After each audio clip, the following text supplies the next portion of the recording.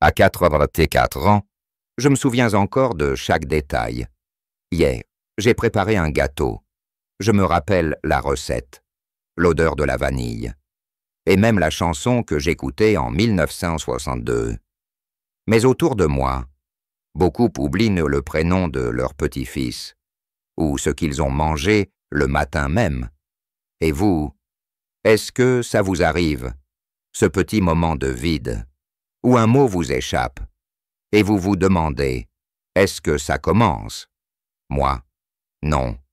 Et ce n'est pas un miracle, ce n'est pas la génétique, c'est une habitude simple, invisible, que j'ai intégrée depuis des années, et qui garde ma mémoire plus vive qu'à 70 ans. Aujourd'hui, je vais vous dire exactement ce que c'est, pourquoi ça marche, et comment, dès demain matin, vous pourrez l'appliquer. Et restez bien avec moi, car à la fin, je vous donnerai une combinaison inattendue qui décuple les effets et protège votre esprit, même après 90 ans. Et si je vous disais qu'à 94 ans, non seulement je n'ai pas perdu ma mémoire, mais qu'elle est plus vive qu'à 70. Ce n'est pas un miracle, ni une question de gène parfait. C'est une habitude simple, presque invisible, mais que j'ai intégrée à ma vie depuis des décennies. Et aujourd'hui, je veux la partager avec vous. Dans cette vidéo, je vais vous révéler cette astuce, mais aussi vous expliquer pourquoi elle fonctionne, comment elle nourrit votre cerveau, et comment, dès demain matin, vous pourrez commencer à l'appliquer. J'ai accompagné des dizaines de personnes âgées, entre 60 et 90 ans, dans des villages, en ville, parfois même dans des maisons de retraite.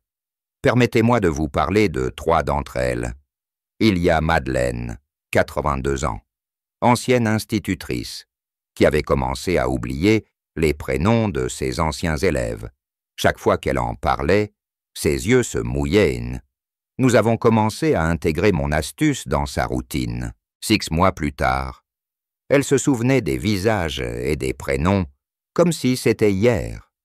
Puis il y a Georges, 88 ans, un passionné de jardinage, qui perdait parfois le fil d'une conversation au milieu d'une phrase.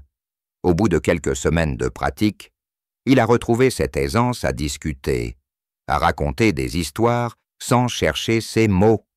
Et enfin, Marie-Claire, 69 ans, qui craignait de suivre le même chemin que sa mère, atteinte de démence à 85 ans. En adoptant cette habitude, elle a gagné en confiance, en sérénité, et son médecin a confirmé que sa mémoire était parfaitement stable. Vous voyez, je ne vous parle pas de théories lointaines ou de promesses vides, je parle d'expériences vécues, de résultats concrets. Alors, parlons maintenant de la science derrière cette astuce. Votre cerveau, comme un muscle, a besoin d'être nourri et stimulé. Chaque jour, il consomme environ 20% de toute l'énergie produite par votre corps. Il dépend d'une circulation sanguine efficace pour recevoir oxygène et nutriments. Mais il a aussi besoin d'être sollicité par des activités précises qui créent de nouvelles connexions entre les neurones. Appelé synapse, c'est ce réseau dense de connexions qui maintient votre mémoire vive. L'astuce dont je parle est en réalité une pratique que beaucoup de gens négligent, la conversation profonde quotidienne. Oui, parler, mais pas de la pluie et du beau temps. Je parle de conversation où vous racontez une histoire. Vous décrivez un souvenir avec des détails précis. Vous cherchez un mot précis plutôt que de le remplacer par « tu sais, ce truc ».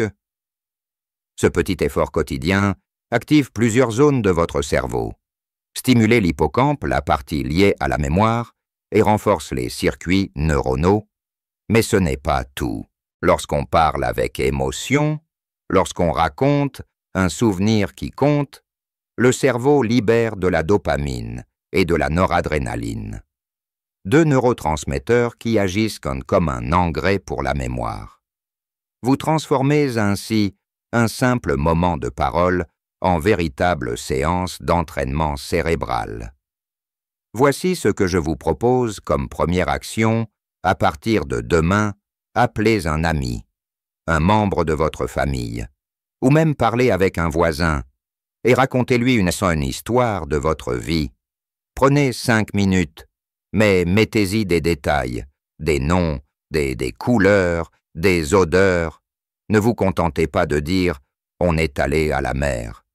Dites ceci plutôt « c'était en 1964 sur la plage de Saint-Malo ». L'air sentait le sel, et le vent faisait danser mes cheveux. Mon fils courait derrière un cerf-volant rouge.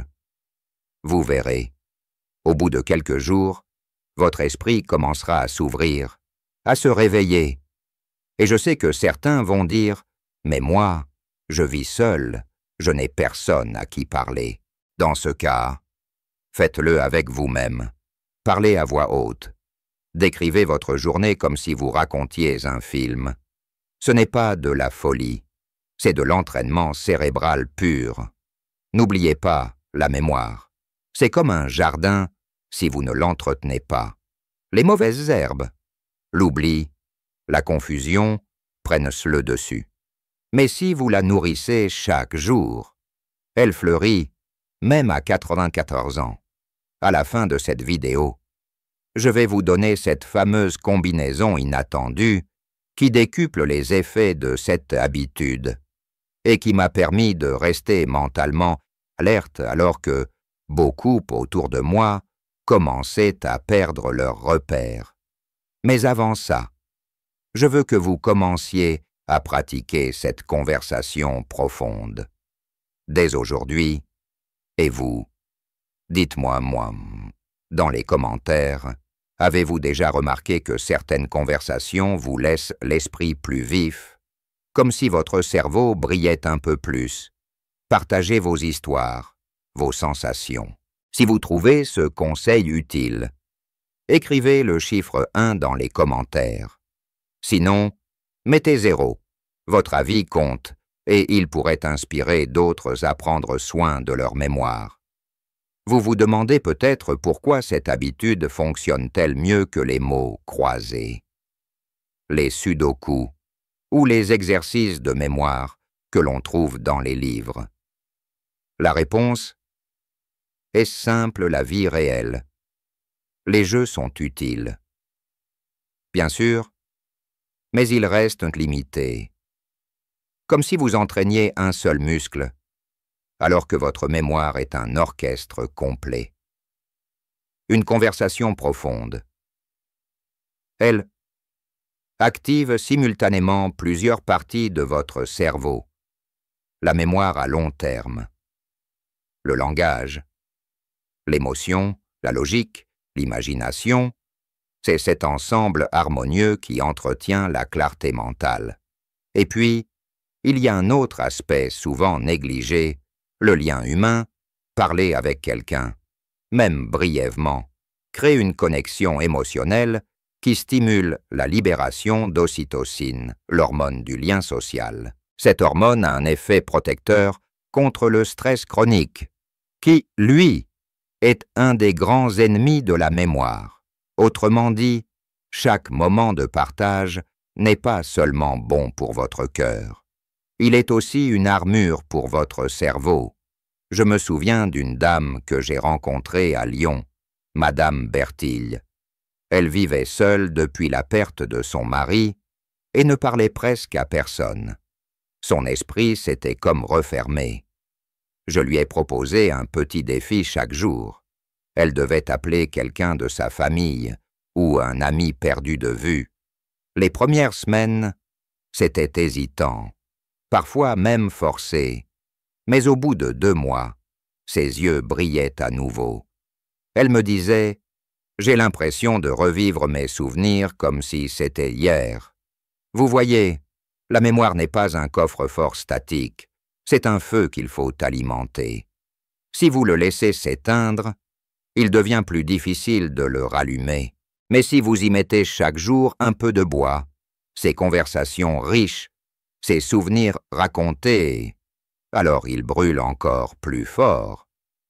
Maintenant, venons-en à la deuxième partie de mon astuce. Vous avez compris l'importance des conversations profondes. Mais imaginez si vous pouviez amplifier leur effet par un geste simple.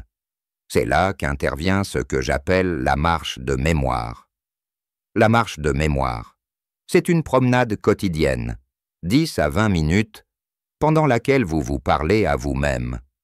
Oui, à voix haute, pendant que vous marchez. Vous décrivez ce que vous voyez autour de vous, vous racontez un souvenir, ou vous planifiez votre journée en détail. Cette combinaison du mouvement physique et de l'activation verbale multiplie par 2 l'oxygénation du cerveau et stimule la neuroplasticité, la capacité de votre cerveau à créer de nouvelles connexions. La science l'a prouvé, l'activité physique légère, comme la marche, augmente le flux sanguin vers l'hippocampe. Et lorsque, en plus, vous se stimulez cette zone par la parole et l'évocation de souvenirs, vous créez un effet synergique puissant. C'est comme arroser et fertiliser une plante en même temps. J'ai testé cette pratique avec un groupe de 8 personnes âgées dans un petit village près de Bordeaux. Chaque matin, nous marchions dans le parc et chacun racontait une histoire à tour de rôle. Au bout de 3 mois, non seulement leur mémoire s'était améliorée, mais leur humeur aussi. Certains avaient même repris goût à écrire leurs souvenirs dans un cahier. Si vous vivez en ville, pas besoin d'un grand jardin ou d'un sentier de campagne. Une rue calme, un parc, ou même un couloir d'immeuble peuvent suffire. L'important, c'est de bouger et de parler. Alors voici votre programme pour cette semaine 1. Chaque jour, engagez une conversation profonde avec quelqu'un ou avec vous-même. 2 fois par semaine. Ajoutez la marche de mémoire. Parlez, racontez, décrivez, tout en marchant. Faites-le pendant 7 jours et observez comment votre esprit devient plus clair, vos souvenirs plus précis. Je sais ce que certains d'entre vous vont se dire, mais est-ce que ça marche encore si j'ai déjà des oublis? Oui, la mémoire est étonnamment malléable. Même si vous avez déjà des petits trous, il est possible de ralentir, voire d'inverser. Certaines pertes grâce à la stimulation régulière. Et souvenez-vous, la mémoire ne se perd pas du jour au lendemain. Elle s'use quand on cesse de l'utiliser pleinement. Mon objectif, à travers cette vidéo, n'est pas seulement de vous donner une technique, mais de vous redonner confiance dans votre capacité à garder votre esprit vif.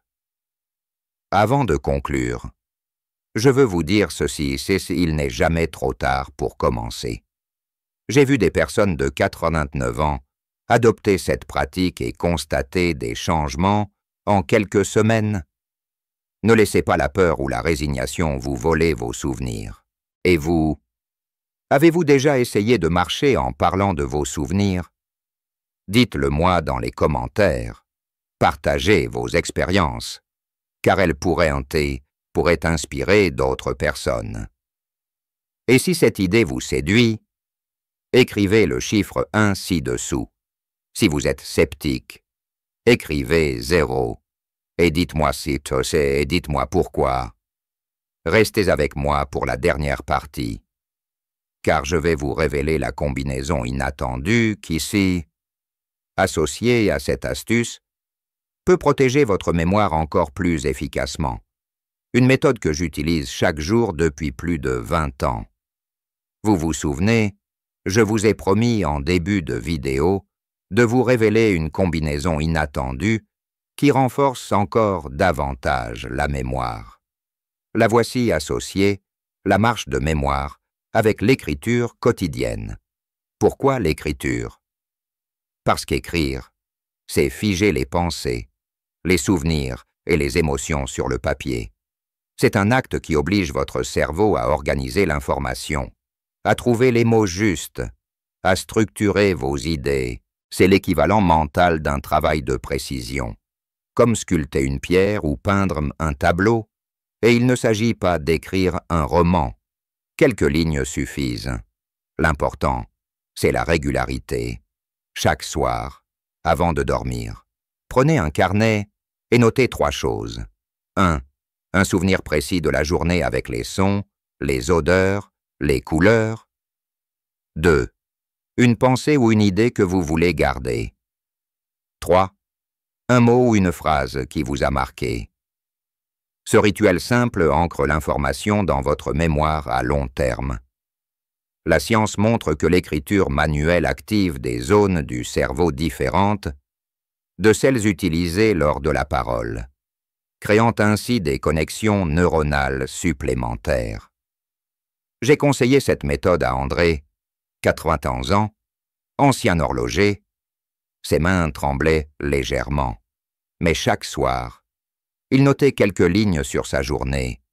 3 mois plus tard, il me disait « Quand j'écris, c'est comme si je revivais ma journée une 2e fois. » Sa mémoire à court terme s'était nettement améliorée. Et surtout, il se sentait plus serein.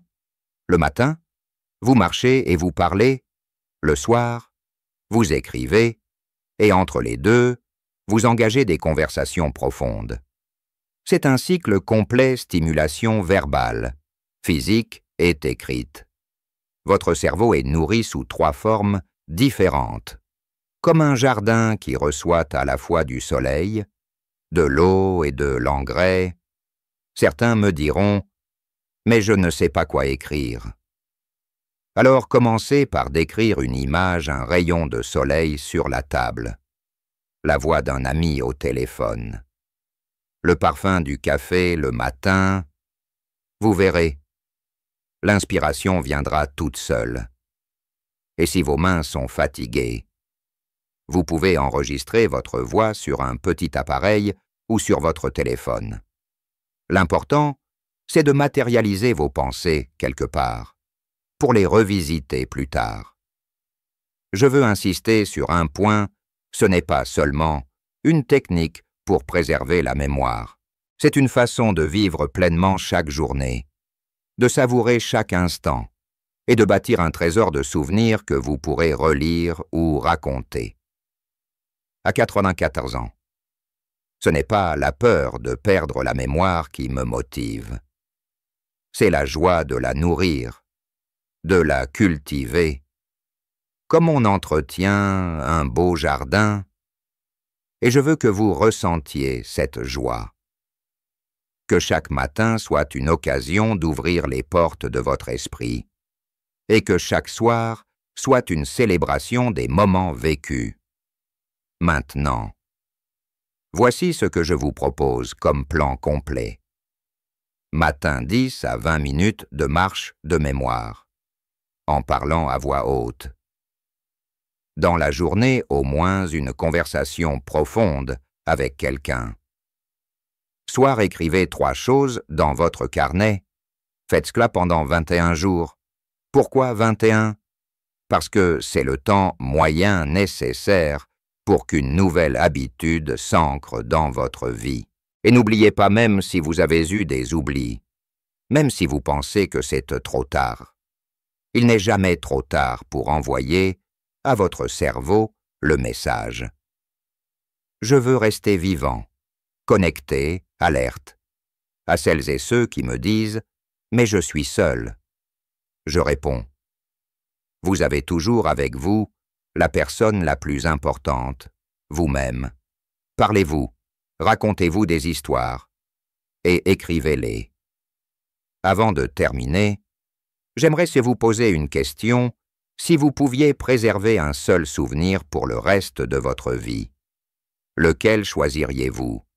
Réfléchissez-y et écrivez-le dans les commentaires. Et si vous avez trouvé cette vidéo utile, laissez-moi un en commentaire. Si vous n'êtes pas convaincu, mettez 0. et dites-moi pourquoi. Vos retours sont précieux et ils aident que cette communauté à grandir. Abonnez-vous à cette chaîne si vous voulez découvrir d'autres conseils simples mais puissants pour garder un esprit vif et un corps en bonne santé, même après 80 ou 90 ans, et surtout, regardez la prochaine vidéo que j'ai préparée pour vous. Elle complète parfaitement celle-ci et vous donnera un autre outil pour protéger non seulement votre mémoire, mais aussi votre cœur. Parce qu'à tout âge, il y a toujours quelque chose à apprendre et à aimer.